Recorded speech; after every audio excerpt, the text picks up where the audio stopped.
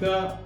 한국국제물류의 새 바람을 일으키고 싶어하는 닥터 포워드의 프랭크 김 인사드리겠습니다. 반갑습니다. 우리 지난주에는 수입신고 절차의 LCA 화물에 대한 절차를 같이 한번 알아봤고요. 오늘은 2부 순서로서 FCL의 통관과 그다음에 항공화물은 어떻게 수입 절차가 있는지를 한번 보도록 하겠습니다. 그에 앞서서 이번에 저희 JMTC 글로벌 익스플로직스 주식회사가 부산 신안 쪽에다가 이제 새로운 창고와 또 사무실을 하나 오픈했습니다. 물량이 많아서가 아니라 더 물량을 늘려보려고 열심히 뛰어보려고 마련했고 준비했던 것입니다. 요거 한번 보시고요. 저희가 나중에 뭐 파일로 올려드리도록 하겠습니다. 한번 그냥 검토해 주시고요. 그다음에 내륙 운송에 관련된 거, 창고 보관에 관련된 거, 운송에 관련된 것들을 같이 기재했습니다. 오늘도 멀리서 열일하다 오신 우리 노현준 부장님과 함께 한번 인사 나누도록 하겠습니다. 안녕하세요. 네. 우리 2부 순서인데도 불구하고 옷이 똑같습니다. 지난주하고. 예. 자, 오늘은 이제 FCL에 관련해가지고 한번 나눠보도록 하려고 그러는데, 지난주 1부 때는 좀 도움이 되셨는지 모르겠어요. 화주들이. 됐겠죠?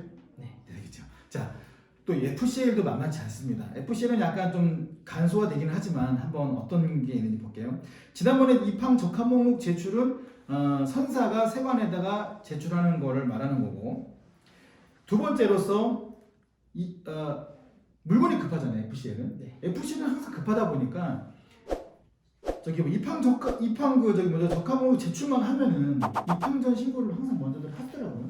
네, 옛날하고 다르게 입항 신고를 할 수가 있으니까. 입항 적합 목록 제출이 되면. 네. 네네. 그래서 이제 그때 당시 이제 관세사에서 저희 관세사께서 또 바로 수입 신고를 해주셨죠. 네. 그래서 이제 이것도 마찬가지로 수입 신고를 먼저 했지만 관리 대상 지정 여부는 아직 나오지 않은 상태지 않습니까? 수입 신고 시점에서는 안 나와 있는 상태죠. 그죠? 근데 만약에 수입 신고를 했는데 수입 신고했을 당시에는 검사가 아니었단 말입니다. 네. 근데 만약에 수입 신고를 했는데 검사가 아니었는데 관리 대상 지정 여부가 결정이 달라질 수가 있나요? 달라질 수 있죠. 관리 대상. Y가 될 수 있다면 S가 될 수 있다. 예. 그러면 뭐 실제적으로 보면은 FC에 다시 또 그냥 그대로 CY 창고 가서 검사장을 끌고 가서 다시 또 검사하는 거잖아요. 그러니까 뭐 관리 대상 지정이 되면 이제 그 세관이 지정 장치장으로 이동해서 네네. 적출해서 이제 그 화물 확인을 하는 거고. 네네. 그 관리 대상 찍히면서 또 하나는 이제 풀 컨테이너 뭐 LCL도 마찬가지지만 검색기가 있어요.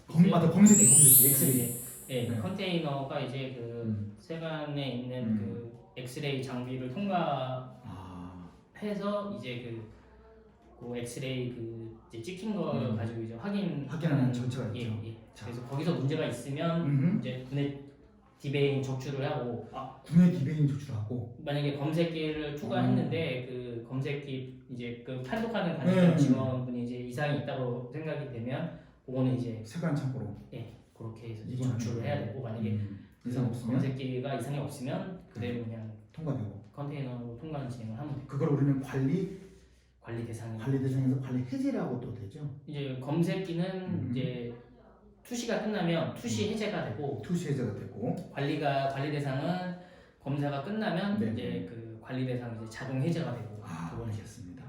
자, 그러면 이제 그 요즘에 또 이제 옛날에는 하도 이제 이런 컴플레인들이 많았어요. 왜 세관에서 찍는 검사를 왜 화주들이 검사 비용을 지불을 하면서까지 해야 되냐. 네. 컴플레인 되게 많았었거든요. 근데 요즘에 또 좀 약간 새로운 제도가 생겼다고 하는데 그거 굉장히 중요하거든요. 네. 한번 말씀해 주시죠. 작년 7월 1일부터 이제 그 컨테이너 화물에 검사가 지정돼서 검사나 뭐 엑스레이를 통과했을 때 발생되는 비용은 그 현재 이제 그 대기업 제외하고 예, 그 중소기업과 중견기업들 그 비용에 대해서는 그 선 지불하시고 통관이 끝난 이후에 관세청에 이제 그걸 신청을 하면 환급을 해줍니다.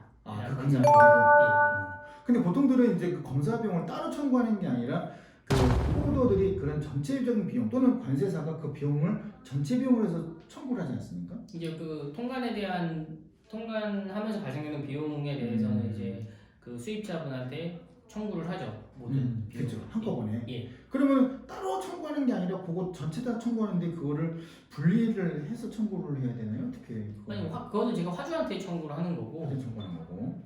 그리고 그 검사비에 대해서는 이제 그 해당 그 검사한 그 터미널이라든지 이런 데서 그 검사 비용을 받잖아요. 네네. 받고 계산서를 발행해주고 해당 터미널에서 그럼 그 해당 터미널에서 발행한 계산서를 근거로 환급 신청을 하는 거죠. 오케이. 관세청이. 화주분들께서는 그런 좋은 제도가 있으니까 간과하지 마시고 검사를 받았다던가 아니면 세관 관리 대상으로 지정돼서 검사를 받았다던가 아니면 엑스레이 검사를 통해서 비용이 발생됐다면 그 부분을 관세사님을 통해서 또는 관세사를 통해서 또는 유니패스에 가입하셔서 직접 환급을 신청하시면 환급을 해준다고 합니다. 꼭 중요하니까 잊지 마시기 바랍니다. 자, 마찬가지로 이제 수입 신고를 했고 수입 신고 심사 진행을 했더니 또 이제 검사국을 확인할 수 없어서 관세사를 통해서 검사국을 확인했고 그다음에 이제 입항 적하 목록이 이제 배가 들어온 걸 가지고 이제 입항 적하 목록이 심사가 완료됐네요. 네. 자, 그다음에 이제 심사 완료했더니만 이제 바로 또 결수 통보가 뜨고 이거는 이제 입항 전이기 때문에 이렇게 되는 거잖아요, 그죠? 지금 현재까지 물건이 이제 컨테이너가 뭐 터미널에 도착되지 않는 상태에서. 상태에서 입항이 된 그 배가 입항한다고 입항 신고를 그러니까 입항 전에 신고를 한 상태에서 벌써 이게 결제났죠. 예, 세관 그러니까 통관 자체는 마무리가 된 거죠. 마무리된 거죠. 예. 그리고 이제 세금도 미리 납부해 놓으면 바로 반입이 된과 동시에 아니, 입항 전 신고 자체는 그 입항 전 수입 신고를 하면 그 입항 전 수입 신고 결제가 되고 세금을 납부하면 바로 수입 신고 수리가 돼요. 반입이 안 돼도 예. 굉장히 중요합니다. 반입이 되지 않아도 입항 전 FCL인 경우에는 네. FCL인 경우에 컨테이너가 반입이 되기 전에 이미 다 통관이 끝난다는 거죠. 네. 세금을 미리 납부해 놓은 상태라면. 네. 그래서 그 부분은 급하신 화물들은 반드시 그런 방법을 통해서 반드시 미리 배가 접안하기 전에 또는 터미널에 내려오기 전에 통관을 미리 할 수 있다는 점 꼭 염두에 주셨다가 관세사 분들에게 요청을 하셔서 그렇게 진행하시면 될 것 같습니다. 죄송합니다. 예. 자, 그래서 이제 입항이 됐고 수입 신고 수리가 됐는데 이제서야 이제 하선 신고 수리가 뜨네요. 네. 이제 배가 들어왔다는 얘기고. 배가 들어와서 이제 하선을 하는 거죠. 하겠다는 거고. 그다음 입항 보고가 됐고. 네. 그다음에 입항 적합 목록 제출이 됐고. 목록 이건 정보가 정족이 됐네. 네. 이건 이제 취소하고. 그래서 이제서야 드디어 이제 반입이 됐네요. 네, 터미널에 반입이 되고 그다음에 마지막에 반출이 됐고. 네. 이런 또 절차들. 이게 제가 이제 여러 화주들을 만나면서 이제 겪었던 것 중에 대한 게 뭐냐면 이제 많은 포더들이 그러진 않겠지만 이제 화주분들의 그런 급한 화물들을 빨리 신속하게 처리해 줘야 되는데도 불구하고 간혹 내일로 미루는 포더들이 간혹 있더라고요. 그거는 조금 간과해야 되지 않겠나. 급한 화분들. 지난번에 그 창원에 갔더니만은 창원에 가서 상담을 하는데 계신 물류 담당하신 분이 자기네 포더는 무조건 안 된다고 내일 해야 된다고 그랬다는 거예요. 제가 그 기회를 받아보니까는 내일 안 해도 되고 오늘 해도 되는 거였다는 거를. 그리고 그럼 제일 중요한 건데 입항 전 신고를 할 수 없는 또 시점이잖아요. 그러니까 입항 전 신고는 하선 신고 전까지 신고를 할 수가 있거든요. 하선 신고 전까지. 예. 지금 여기 보면은 입항 적합 목록 제출을 했죠. 네. 그 다음에 제출한 시간이 나오고. 네, 시간이 나오고. 그러니까 입항 적합 목록이 제출된 시점에서 하선 신고 전까지 수입 신고를 할 수가 있고. 네네. 입항 전 신고는. 그리고 그러니까 입항 적합 목록이 제출이 안 됐다 하더라도 네네. 입항 전 신고는 말 그대로 배가 입항하기 전에 신고를 하는 거니까 그 전에도 할 수는 있어요. 적합 목록 제출이 안 된 상태에서도 내가 그 적합 목록에 대한 정보를 알고 있으면 네네. 뭐 화물 관리 번호라든지 이런 걸 알고 있으면 신고는 가능합니다. 가능하다. 그러니까 입항 전 신고는 하선 신고 전까지. 하선 신고 전까지. 그래요. 어쨌든 간에 FCL은 이렇게 가능하면은 입항 전 신고를 하는 것도 있고 또 물건이 급하지 않은 경우에는 그냥 원래대로 노멀하게 진행하는 부분들 중에서도 역시 입항 적합 목록 제출하고 하선 신고 뜨고 그 다음에 하선 신고 수리되고 그 다음에 접안하고 그 다음에 컨테이너가 터미널에 반입이 되고 난 다음에 그 다음에 신고하고 네. 그 다음에 검사 여부 확인하고 심사 진행 완료되면 바로 결제 통보 나고 네. 세금 납부하면 반출할 수 있는 그게 시스템이 된다는 말씀인 네. 거죠. 보통들은 이제 어려운 부분들이 있다고도 생각하시지만 조금만 신경을 쓰면 이렇게 빨리 통관할 수 있는 그런 제도가 있다는 거, 입항 전 신고 제도. 예. 네, 꼭 이용 한번 해보셨으면 좋겠습니다. 자, 오늘 그 몇 가지 또 질문 사항이 있는데요. 네. 여기 이제 다 보면 이제 마찬가지겠지만 되게 어떤 어려운 부분들은 이미 다 신고를 이미 다 저기 노부장님께서 설명해 주셨고, 네. 자 요건이 걸려 있는 화물들 있지 않습니까? 요건 뭐 KC 안전 인증이라든가 식품 검역, 식물 검역이 걸려 있는 제도 것들은 입항 전 신고가 불가능하겠죠. 네, 뭐 식물 검역이라든지 식품 검역은 보통 반입 이후에 이루어지는 제품들이고, 예, 그런 거라서 입항 전 신고는 할 수가 없고. 그렇죠. LCL은 뭐 당연한 거고. 그렇죠. 자, FCL인 경우에는 터미널에 반입이 돼야만이 신고가 가능하고.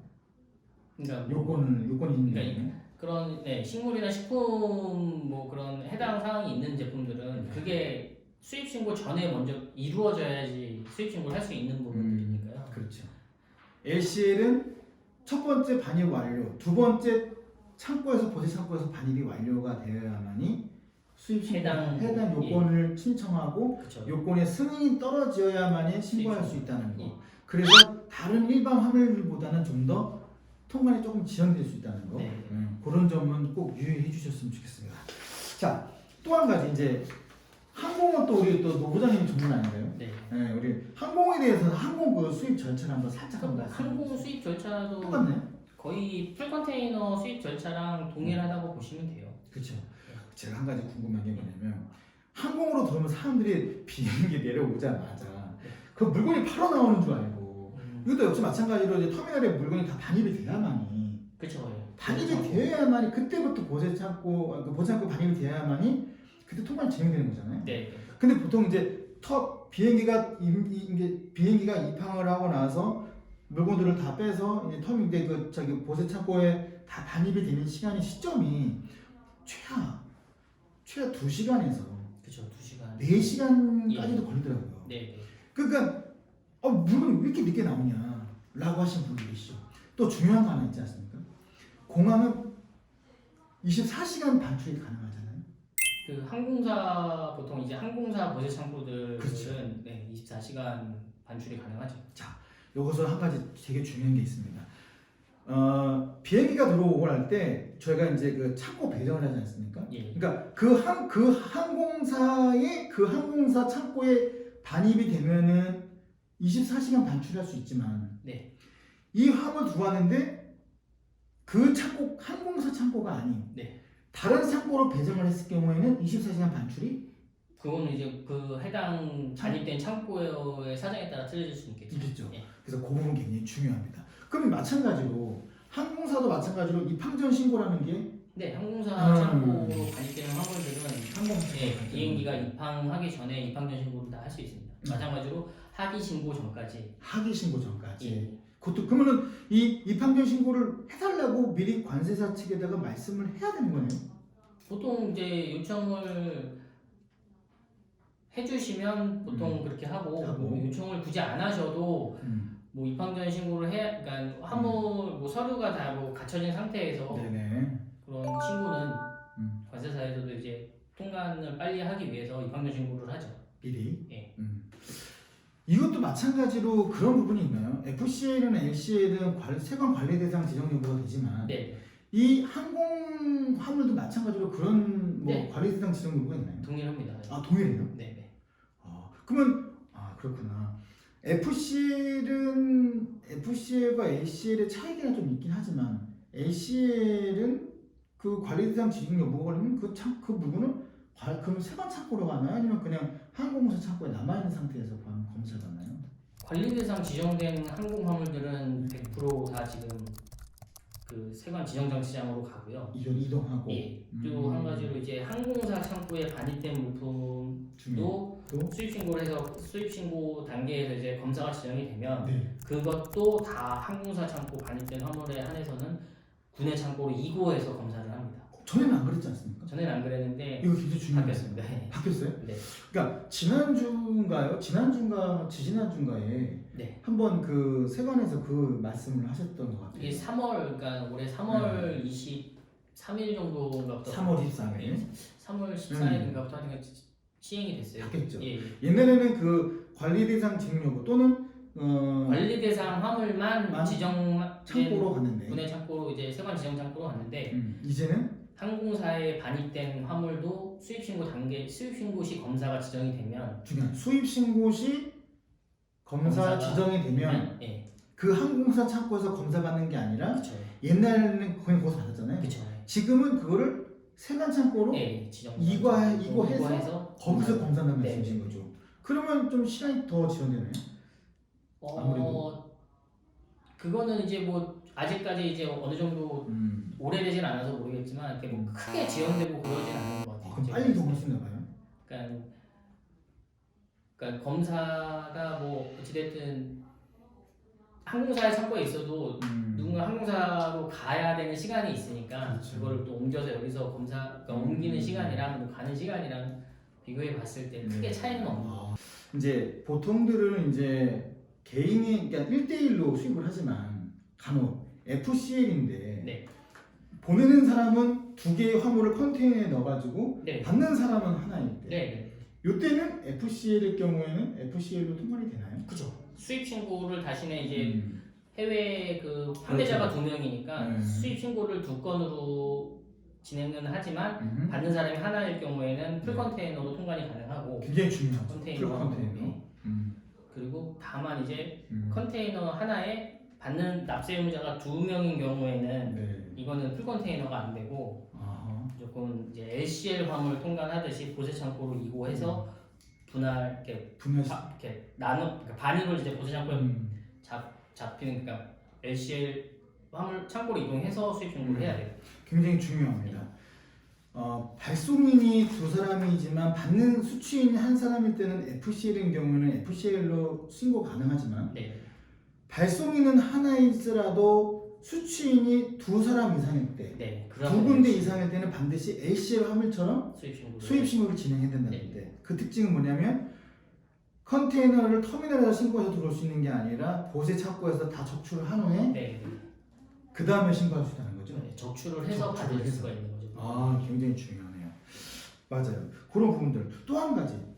가끔씩 비해를 분리해가지고 수입 신고하는 경우도 있지 않습니까? 예를 들어서 뭐 그러니까 인보이스 패킹리스트 상에 A, B, C가 있는데 A는 뭐 그냥 통관할 수 있고 B는 그냥 통관할 수 있는데 C가 만약에 식품 검역에 들어가야 되는 제품이다 또는 식물 검역에 들어가는 제품이다 뭐 기타 요건에 들어가는 제품이다 였을 때 급한 거를 먼저 통관을 하고 싶어 할 때 이런 부분들이 있지 않습니까?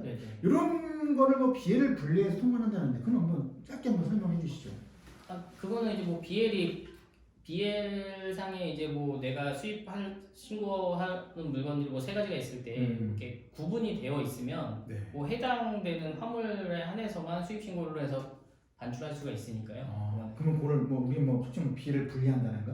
그러니까 BL을 분할한다는 개념은 아니고 그냥 그죠. BL에 있는 걸 가지고 이제 수입 신고를 나눠서 하는 거죠. 나눠서. 네, 해당 수량만큼만. 수량만큼만. 해당 필요한 수량만큼만 수입 신고를 할 수가 있으니까.